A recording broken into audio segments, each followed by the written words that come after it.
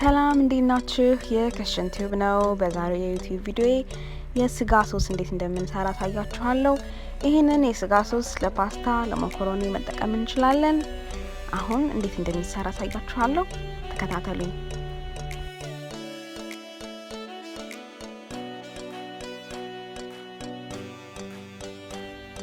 እሺ አሁን የተፈጨውን ስጋ በመጥበሻ ወይም በብረት ድስት እንደዚህ አድርገን እናበስለዋለን። እዚህ ጋር በደንብ ማማሰል አለባችሁ፣ ምክንያቱም የተፈጨ ስለሆነ ቶሎ ካላማሰላችሁት ሊያያዝባችሁ ስለሚችል በደንብ ማማሰልና ፍርፍር እንዲል ማድረግ መቻል አለባችሁ።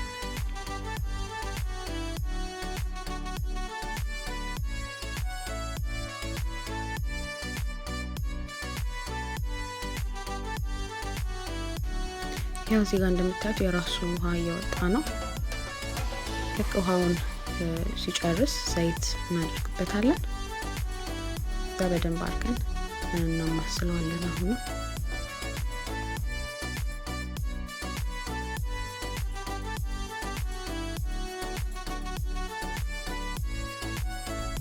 እሺ አሁን በደንብ ተጠብሷል። ስለዚህ በመቀጠል ሽንኩርት እናደርግበታለን።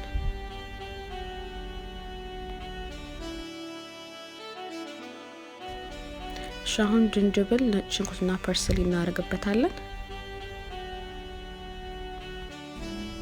ከዛ መቀጠል እርድ፣ ቁንዶ በርበሬ፣ ኦርጋኖ ቅጠልና ኮሪያንደር እናደርግበታለን።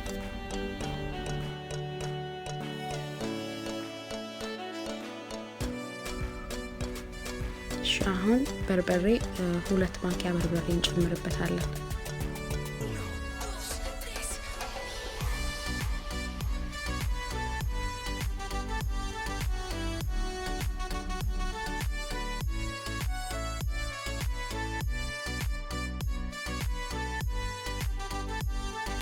ከዛው በመቀጠል የተፈጨ ቲማቲም እናደርግበታለን። በደንብ አድርገን እናዋህደዋለን። እንደምታዩት በጣም ቆንጆ ከለር ነው ያለው። እርዱም ስላለበት በርበሬውም እንደገና ቲማቲሙም ቆንጆ ከለር ነው የሚሰጠው። ስለዚህ በደንብ አድርገን እናዋህደዋለን። ደግሞ ትንሽ የቲማቲም ድልህ እንጨምርበታለን።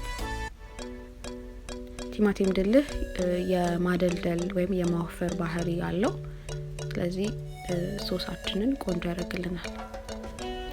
እሺ አሁን ነው እንደምታዩት ቆንጆ ሆኗል። እዚህ ጋር ውሃ የምጠቀመው ፓስታ የቀቀልኩበትን ነው። በጣም ቆንጆ ጣዕም አለው እሱ ራሱ። እኔ በወቅቱ ፓስታ የቀቀልኩ ስለነበረ ነው፣ ግን ሙቅ ውሃም ወይም ቀዝቃዛ ውሃ መጠቀም ትችላላችሁ። ፓስታ ግን የቀቀላችሁ ከሆነ ይሄን የምትሰሩት የፓስታውን ውሃ መጠቀም ትችላላችሁ።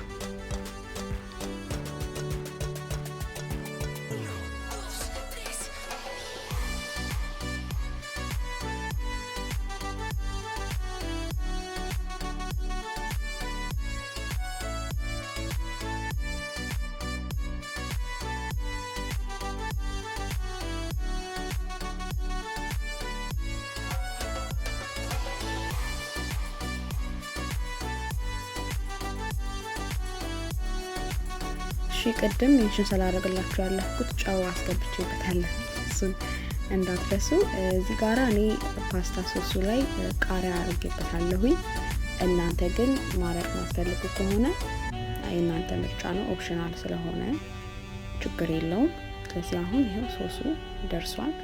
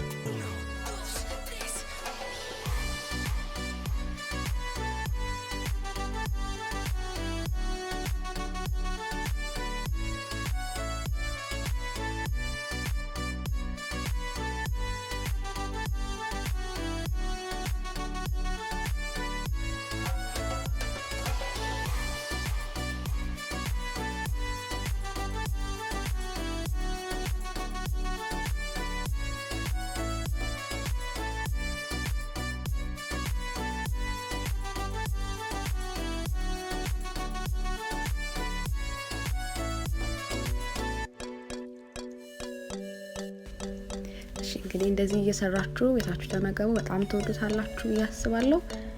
በሌላ ቪዲዮ እንገናኛለን። ሰላም ሁኑ። ላይክ፣ ሰብስክራይብ፣ ሼር ማድረግን አትርሱ። ቻው